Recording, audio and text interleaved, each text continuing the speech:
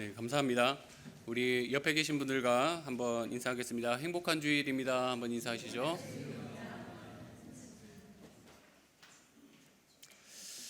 네, 미국의 그 유명한 그 과거의 재벌 중에 윌리엄 랜돌프 허스트라는 사람이 있었습니다. 여러분 이름을 혹시 들어본 적 있으실지 모르겠는데요. 그가 그 아버지 때 이제 가진 땅에서 금광이 발견되면서 이제 아버지 때 굉장한 재벌이 됐는데 아들로서 그 사람도 굉장히 경영 능력이 뛰어났습니다. 아버지가 별 볼 일 없는 신문사를 그에게 줬는데 그걸 잘 경영을 해서 당시 미국 사회에서 언론 재벌이라고 불릴 정도로 유명한 인사가 되었고, 뭐 돈이 워낙 많으니까 저택만 한 23채를 가지고 있었다고 해요. 근데 우리가 그 저택이라고 하면 되게 큰 집이다 이렇게 생각을 할 정도인데, 이 사람의 집은 집안에 개인 동물원이 있을 정도로 어마어마한 수준이었다고 합니다. 그게 이제 저택이 남아서 지금도 캘리포니아에 가면은 관광 코스로 개발되어 있을 정도라고 하니 대단한 사람이죠. 이 사람에게 좀 남다른 취미가 있었는데요. 그 당시에 이제 그 오래된 미술품을 이제 수집하는 취미가 있었어요.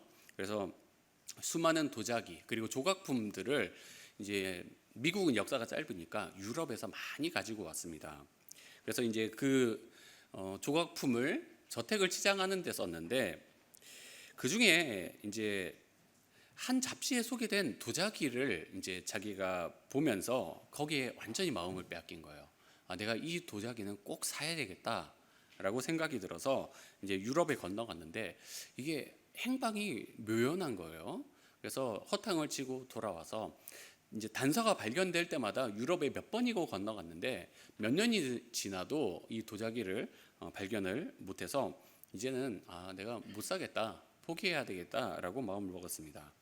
근데 어느 날 한 잡지에서 이 도자기의 행방에 대해서 이제 그 기사를 다루면서 미국의 어느 유명한 재벌이 그 도자기를 사갔다라는 말을 보게 돼서 혹시나 해서 자기 집 창고를 뒤져보니까 그 도자기가 자기 창고 한편에 먼지를 뒤집어 쓴 채 있었다라는 거죠.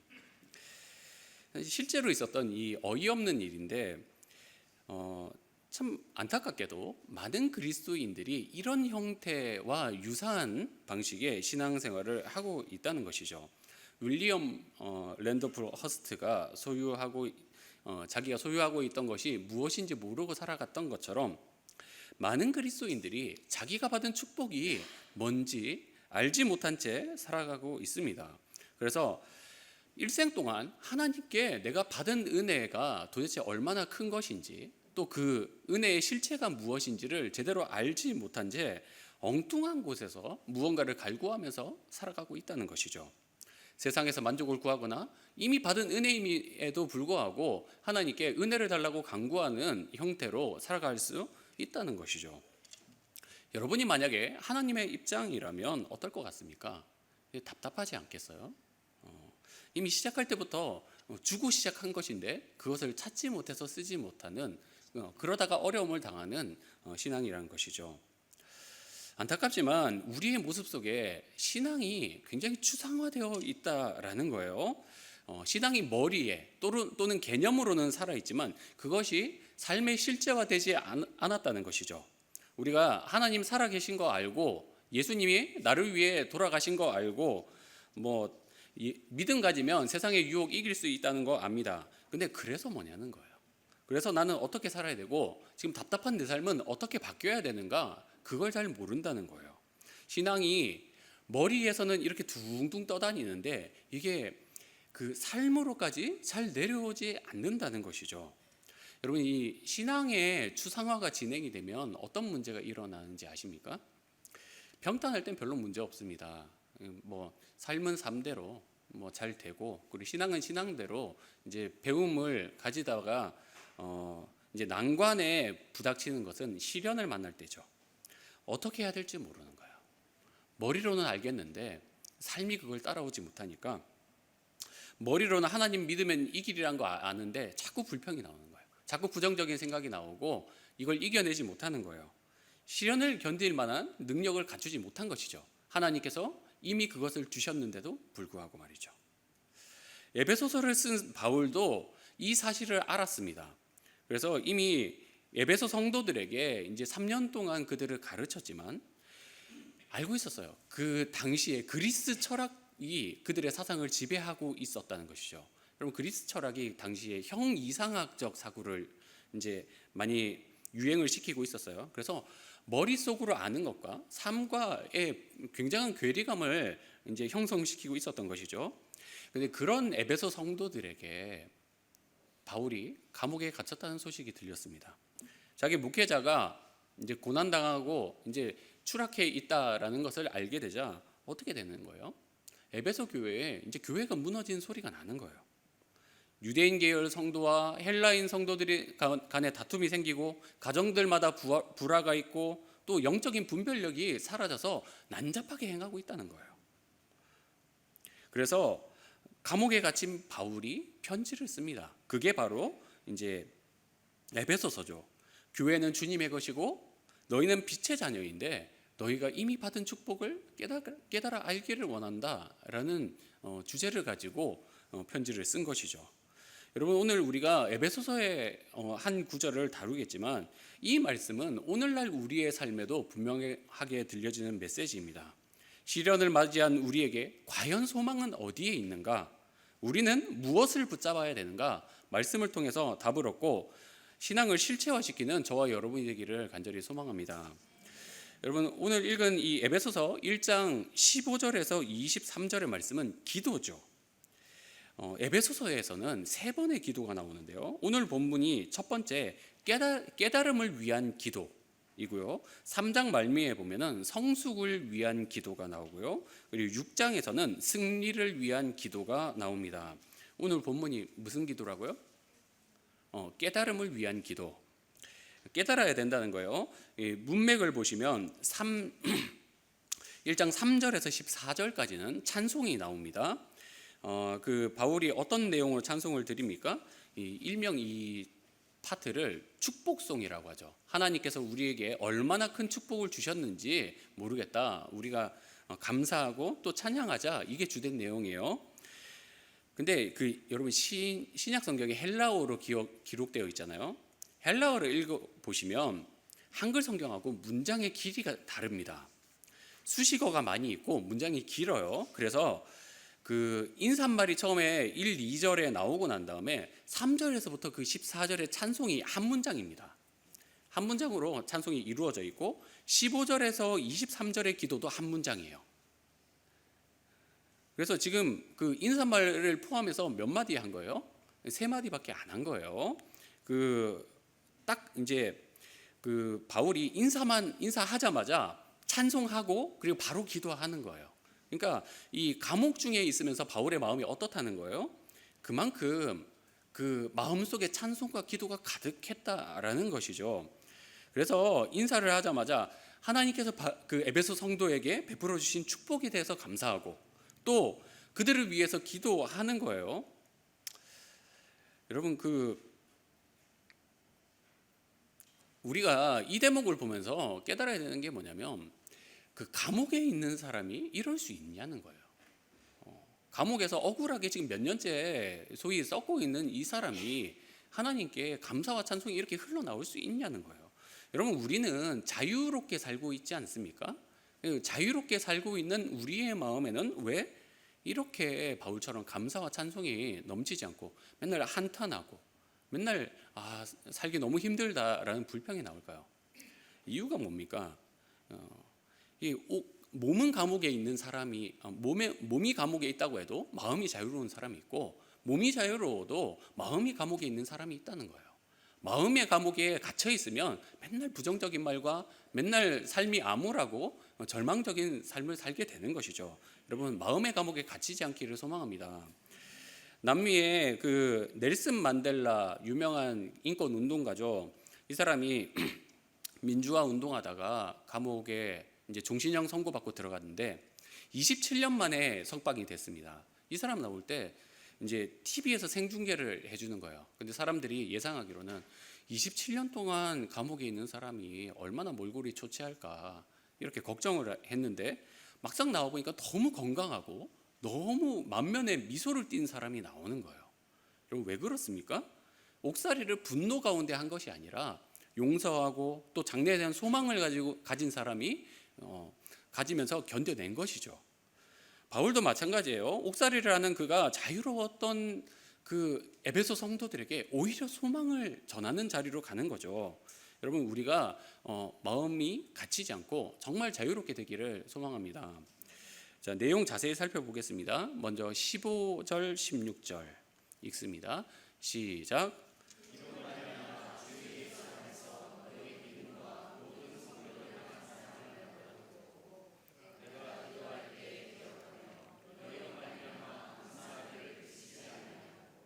여러분 어떤 내용입니까? 소문을 듣고 내가 감사했다라는 거예요. 감사한 내용이 뭐예요? 15절에 보시면 너희 믿음과 성도를 향한 소위 믿음 사랑이 있다, 너희 잘하고 있다라는 거죠. 그런데 여러분 아시죠? 믿음과 사랑이 있으면 뭐가 빠진 거예요 지금? 소망이 빠진 거예요. 그래서 기도를 하는 거예요.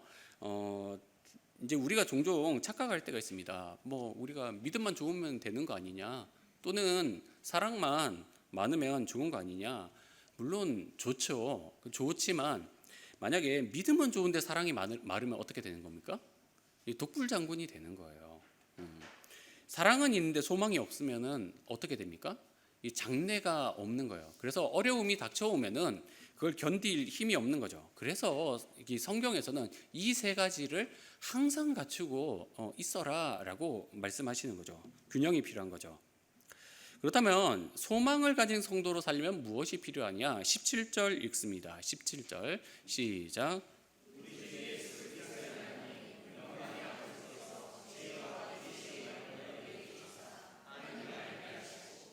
네, 어떤 말씀입니까? 마지막 보시면은 될 것 같아요. 자, 따라하겠습니다. 하나님을 알아야 합니다. 근데 성경에서 안다라는 표현이 지식적으로 안다는 게 아니죠. 성경에서 안다는 것은 경험적으로 안다는 거예요. 여러분 우리가 지식이 보편화된 사회 속에서 살고 있습니다. 그래서 뭐 인터넷이 워낙 발달을 해서 조금만 검색을 해보면 이 전문가 뺨칠 정도의 정보들이 넘쳐나는 거예요. 우리가 뭐 사실 홍콩에서 시위하고 있는데 그 시위 상황 뭐 안 가봐도 알잖아요. 검색만 해보면은 지금 어떤 상황이 벌어지고 있는지 다 보입니다. 그런데 이제 이렇게 지식이 보편화된 사회에서도 사실은 경험적인 지식이 필요한 거죠. 이제 젊은이들이 인터넷으로 물건을 구매를 하잖아요. 그러면 싼 물건이 이제 시장에서 마트에서 사는 것보다 싼 물건이 나와요. 근데 못 사요. 사기 전에 꼭 뭘 봐야 되냐면 구매 후기를 꼭 봐요. 먼저 산 사람의 경험을 이제 알아보는 거죠. 그거 아니면 내가 속을 것 같다라는 생각이 드는 거예요. 그래서 세대가 이렇게 변해도 결국은 경험이 꼭 필요하다라는 겁니다. 우리가 신앙을 가질 때 신앙도 이 지식 보편화 사회의 세태를 따라가는 경향이 있습니다. 여러분 인터넷을 뒤져보십시오. 만약에 오늘 제가 이 설교를 한 내용을 여러분이 검색을 해보시면 저보다 훨씬 유명한 신학자들이 더 해박한 지식을 가지고 이 본문에 대해서 풀이해 놓은 내용들을 발견하실 수 있을 거예요. 그런데 우리의 문제는 뭐냐면 지식적으로는 많이 알 수 있는데 이 신앙이 정말 구체화되는 경험이 그렇게 많지 않다는 거예요. 그래서 모태 신앙인데도 불구하고 또 신앙 생활을 오래 했는데도 불구하고 하나님에 대해서 생각보다 잘 모르는 거예요. 이 기도의 응답을 얼마나 받았는지 기억도 나지 않고 하나님이 내 삶을 지금 어디에서 어디로 이끌어 나가고 계신지도 모르고 또 공동체 안에서는 내가 어떻게 살아야 되는지 세상 사람과 우리는 어떻게 달라야 되는지 잘 몰라요. 지식적으로는 어떻게 알 것 같은데 그걸 어떻게 살아내야 되는지를 모르는 거예요. 여러분 우리가 세상 지식은 잘 몰라도 하나님에 대해서는 잘 알아야 되지 않겠습니까? 우리 믿음의 선배들을 좀 생각해 보십시오. 그분들이 우리보다 아는 것이 많아서 믿음이 좋았겠습니까? 여러분 이 초대교회 성도들에게는 신약이 없었어요. 그리고 다윗 같은 사람도 모세오경만 있었겠죠. 그리고 아브라함이 믿음의 조상이라고 하는데 아브라함이 성경이 있었습니까? 그 당시에 성경 없었습니다. 하나님께서 직접 들려주신 말씀 그거 붙들고 평생을 하나님 앞에서 살아간 거예요. 이게 그 비결이 어디에 있을까요, 여러분? 이 17절 말씀에 나와 있죠. 하나님께서 어떻게 우리에게 그 하나님을 아는 경험적 지식을 쌓아 주신다는 거예요? 성령이 지혜와 계시의 영을 주셔서 깨닫게 하신다는 거예요. 고린도전서 2장 9절에서 10절 말씀을 보면 하나님의 깊은 곳까지 통달하시는 분이 누구라고 말씀합니까? 성령이다라고 말씀하시는 거예요. 여러분 한번 따라하시겠습니다. 성령이 확실히 알게 하십니다. 성령이 우리에게 그 경험적 지식을 쌓게 하시는 거예요. 그래서 우리는 어떻게 살아야 되냐면 매일매일 성령 안에서 주님, 내가 그 머리로 알고 있는 지식이 삶으로 내려오게 해주십시오 간구하면서 살아야 되는 것이죠. 여러분 우리가 이제 더 깊이 들어가서 그러면 하나님을 알아가는 지식에서 절대적으로 알아야 되는 그 진리 세 가지가 이제 18절에서 23절에 나오는데 그걸 좀 알아보겠습니다. 18절 상반절 같이 한번 읽어볼게요. 시작. 너희 마음의 눈을 밝히사 그의 부르심의 소망이 무엇이며, 여기까지요. 이제 여기서 알아야 되는 게 뭐냐면 부르심의 소망이죠. 여러분, 부르심의 소망이 뭡니까? 하나님이 우리를 부르실 때 그 계획하신 게 있다라는 거죠. 그게 뭐냐? 그게 우리가 흔히 말하는 사명이죠. 하나님께서 우리를 그저 구원해서 건져주시고 그냥 잘 먹고 잘 살게 해주신 게 아니라 우리가 뭔가 할 일을 주시고 부르셔서 무언가 우리에게 맡겨주실 일들이 있다라는 거죠. 우리가 자녀 태어나면 밥만 먹이고 이렇게 건강하게만 살게 하는 거 아니죠. 좋은 교육을 시켜서 이 사회 속에서 뭔가 역할을 하게 해주는 거 아닙니까? 하나님께서 이스라엘 백성 부르실 때 어떻게 부르셨습니까? 너희 노예로 살면서 이방신에게도 축복 못 받은 너희가 이제는 나와 함께 제사장 나라가 되어서 만국을 축복하는 자리로 가야 된다. 그렇게 부르신 거 아닙니까? 그래서 이스라엘 백성이 그 사명 가지고 그 광야 40년을 버텨가면서 하나님 앞에 쓰임 받는 거죠. 여러분 잘 생각해 보십시오. 하나님은 우리가 어떻게 살기를 원하십니까? 하나님 우리 어떻게 살기를 원하시는 것 같으세요? 하나님은 우리를 참된 예배자로, 또 불의 앞에 굴복하지 않는 영적인 군사로, 사랑을 베푸는 이웃으로 그렇게 살라고 부르신 거 아닙니까? 여러분 잘 생각하셔야 돼요. 우리가 지금 어디에서부터 어디까지 이르러야 되는지, 왜 지금 우리가 이 순간에 절망해서 주저앉아서는 안 되는지 이걸 아셔야 되는 거예요. 하나님의 부르심의 소망이 있고 우리를 하나님께서 쓰시려는 자리가 있는데 우리가 이렇게 쉽게 낭망하고 포기해서는 안 되는 것이죠. 여러분, 이스라엘이 가나안 땅 가기 전에 광야에서 주저앉으면 사명 못 이루는 거예요. 여러분, 우리도 주저앉으면 사명을 완성하는 자리까지 이르지 못합니다. 여러분, 눈을 들어서 사명을 이루기 원하시는 하나님 바라보시기를 간절히 소망합니다. 여러분, 두 번째 18절 하반절에 나오죠. 뭐라고 말합니까? 하나님께서 주신 그 기업의 그 영광의 풍성함이 무엇인지 알아야 된다는 거예요. 여기서 기업이 나오죠. 기업이 뭡니까? 하나님께서 우리에게 유산으로 주시는 것이 있다라는 거예요. 그게 얼마나 많은지, 얼마나 풍성한지 알아야 된다는 거죠. 성도들이 사실은 여기서 갭을 많이 느껴요. 지금 내 삶이 너무 팍팍한데 하나님이 주신 유산이 뭐냐? 한국에 있는 청년들의 제1 소망이 뭔지 아십니까, 여러분? 조물주 밑에 건물주 되는 거, 돈 많은 백수 되는 거, 이런 소망 가지고 있단 말이죠. 아버지 원망 많이 합니다. 아버지께서 한때 잘 나가셨을 때 강남에 땅 한 평 사셨으면 내가 이 고생을 안 하는 건데, 뭐 이런 이야기를 하는 거죠. 삶이 어렵고 하나님의 유산은 눈에 보이지 않는다는 거예요. 그런데 여러분, 하나님이 우리에게 주실 유산이 풍성하다는 것이 그 증거를 우리가 어디에서 찾을 수 있습니까? 지금 있는 이 땅에서 찾을 수 있는 거예요. 지금 있는 이 땅이 완전하지 못하지만 그럼에도 불구하고 이 땅이 지금 그 수많은 사람들을 먹여 살리는 땅이지 않습니까? 지금 세계 인구가 그 77억이 넘었다 그래요. 제가 초등학교 다닐 때는 60억 넘어가면 세계 망한다 이렇게 이야기하고 30년 뒤면 석유 떨어진다 이렇게 말했는데, 지금도 그 세상이 풍성하게 인류를 먹여 살리고 있어요. 그러면 하나님께서 완전하게 하실 이 그 새 하늘과 새 땅 속에서 주어 주실 유산은 얼마나 풍성한 것인지 여러분 우리가 아셔야 돼요. 하나님이 약속하셨죠. 장차 주실 하나님의 유산의 풍성함은 현재의 것과 비교할 수 없다. 아멘. 여러분 이 약속을 신뢰하시기를 소망합니다. 자, 세 번째 19절 말씀을 한번 읽어보겠습니다. 19절 시작.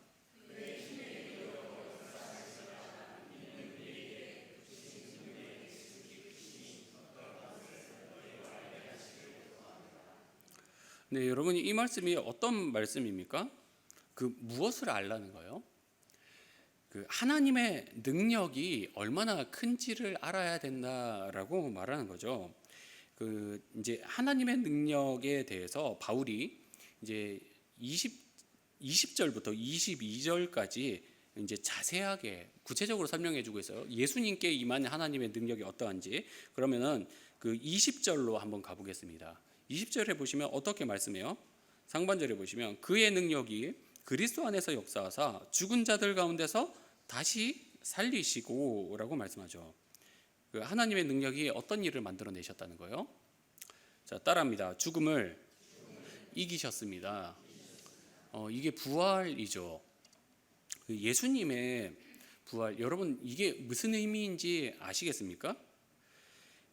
단순히 한 사람이 죽었다가 살아난 사건이다 이렇게 해석하면 안 되는 거예요. 예수님의 부활에 대해서 로마서에서는 뭐라고 말하냐면 부활의 첫 열매다라고 말하는 거예요. 그럼 첫 열매가 있으면 그 다음에는 뭐가 있는 거예요? 두 번째, 세 번째가 있는 거죠. 그게 누구라는 거예요? 바로 우리가 부활의 두 번째, 세 번째 열매가 되어서 부활을 맛보게 된다라는 것이죠. 여러분 우리가 부활의 영광에 참여한다는 것이 뭡니까? 그 의미를 아셔야 돼요. 여러분 따라 하시겠습니다. 죽음도 우리를 무너뜨릴 수 없습니다. 아멘. 여러분 우리가 시련을 만났을 때 더 이상 무슨 말이 필요합니까? 여러분 시련 중에 죽음보다 강한 시련이 있습니까? 없다는 거예요. 세상 사람들이 죽고 싶지 않아서 벌벌 떨 때 우리는 어떻게 살아야 되는 거예요? 부활의 소망 가진 자답게 살아가야 되는 거예요. 여러분 우리 부활의 소망 가진 자 맞습니까? 아멘이시죠? 그런 사람답게 우리가 시련 앞에서 정말 당당해져야 되는 거죠. 우리가 죽음에 매여서 종로로 타면 안 되는 겁니다. 그러면 예수님의 부활이 욕되는 거예요. 그래서 종종 우리가 이제 어려움을 겪을 때 이런 생각을 합니다. 하나님은 왜 나를 시련에서 빨리 안 건져주시나? 하나님이 그럴 능력이 안 되시는 건지 아니면 나를 버리신 건지 막 이런 고민이 우리의 삶 속에 불쑥불쑥 찾아오는 거예요. 그러나 여러분 기억하십시오. 하나님은 이미 우리를 가장 큰 시련에서부터 건져내셨습니다. 그래서 이 땅의 시련이 죽음을 능가하지 못하듯이 우리가 현재 겪는 이 시련들도 사실은 하나님의 통제 아래에 있는 것이죠. 이 말씀을 믿으시기를 바라요. 내가 확신하노니 사망이나 생명이나 천사나 권세자들이나 현재일이나 장래일이나 능력이나 높음이나 깊음이나 다른 어떤 피조물이라도 우리 주 그리스도 예수 안에 있는 하나님의 사랑에서 끊을 수 없으리라. 아멘. 부활의 능력을 가지고 승리하는 저와 여러분 되기를 원합니다. 두 번째는 20절 하반절에서부터 21절까지 있는데요. 하늘에서부터 자기의 오른편에 앉히사 모든 통치와 권세와 능력과 주권과 이 세상뿐 아니라 오는 세상에 일컫는 모든 이름 위에 뛰어나게 하시고 라는 말씀이죠. 여러분 이 말씀이 무슨 뜻입니까? 예수님을 단순히 살리신 것이 아니라 그 무덤이라는 가장 낮은 자리에서부터 가장 높은 하늘 보좌까지 올리셔서 권세를 부여하셨다라는 말씀이죠. 예수님이 받은 권세가 얼마나 크다고 말합니까? 이 표현을 좀 축약해서 설명을 하자면 이 땅에 있는 어떤 권력자들보다 크고 또 역사상 어느 누구보다도 그 이름이 대단하게 높임을 받았다라는 것이죠.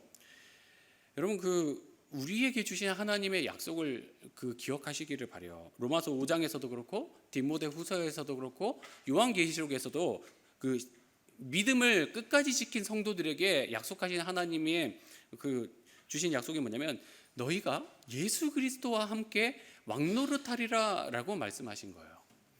여러분, 하나님께서 이렇게 높이신 예수님과 우리를 함께 통치자로 세워주시겠다라고 약속하신 거죠. 여러분, 이 소망 붙들고 살아야 되지 않겠습니까? 우리가 이 땅에서 어떻게 하면 내가 주도권 잡을까? 어떻게 하면 내가 한 자리라도 해볼까? 이렇게 생각하면서 사는 것이 아니라 하늘에 계신 통치에 순복하면서 주님의 통치 따라가다 살다 보면 어떻게 해주시는 거예요? 주님 앞에서 낮출 때 우리가 주님 앞에서 다시 한번 언젠가 높임을 받는 겁니다. 여러분, 그 믿음 가지시기를 소망합니다. 마지막 22절에서 23절은 같이 읽겠습니다. 시작.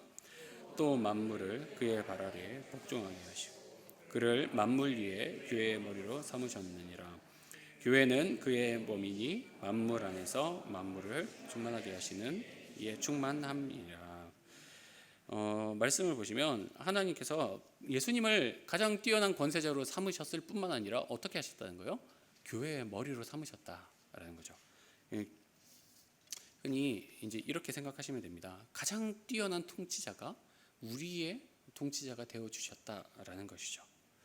근데 여기서 우리가 기억해야 될 부분이 뭐냐면 23절에 보시면 하나님께서 교회를 충만하게 하실 때 예수 그리스도의 몸이기 때문에 충만하게 하셨다라고 말씀하셔. 기억하셔야 될 중대한 사실이 뭐냐면 예수님을 머리로 모시고 또 예수님의 통치에 순종하지 않는 교회는 주님으로부터 오는 생명력을 잃어버리는 거예요. 우리가 교회라고 모여있지만 주님 말씀에 순복하지 않으면 그 충만함을 잃어버리는 거예요. 반대로 아무리 어렵더라도 예수님을 주로 모시고 그에게 순종하는 교회에게는 주의 생명의 충만함이 임한다는 것이죠. 여러분, 사도 바울이 에베소 교회를 향한 가진 소망이 무엇인지 아시겠습니까? 바울이 감옥에 갇히고 또 국가의 권력에게 핍박을 아무리 당한다 해도 주님께서 교회의 머리 되시는 한 교회를 향한 주님의 은혜가 끊어지지 않는다라는 거예요. 여러분, 정말 주님이 여러분과 저의 주인 되십니까? 여러분, 이 믿음이 있고 주님 모시고 사는 성도라면 우리 결코 소망이 잃어버리지 않습니다. 이 사실 잊지 않으시기를 바랍니다. 자, 말씀의 결론을 맺겠습니다. 여러분, 성도의 소망이 어디에 있습니까? 이 시련을 맞이한 성도의 소망이 어디에 있습니까? 하나님께서 주신 사명과 또 약속하신 유산, 그리고 죽음을 이기시고 만물을 다스리시며 교회의 머리 되신 주님의 능력에 있는 것 아닙니까? 여러분, 하나님께서 이미 우리에게 소망을 주셨습니다. 이미 베풀어 주신 축복이자 소망입니다. 이 소망으로 시련을 이겨나가는 저와 여러분 되기를 간절히 소망합니다. 기도하겠습니다. 사랑하는 하나님 아버지, 오늘도 저희의 삶의 소망 되신 주님을 말씀을 통해서 발견하게 하심을 감사합니다. 주님, 저희가 확실히 알게 해주십시오. 저희가 흐릿하게 주님을 배우는 것이 아니라 이 땅 가운데 살아가면서 시련을 당할 때나 또한 어떤 때에든지 주님을 믿는 신앙이 실체화되어서 주님 시련을 만날 때에도 여전히 살아계신 주님을 의지하여서 승리할 수 있도록 인도하여 주시옵소서. 예수님의 이름으로 기도드립니다. 아멘.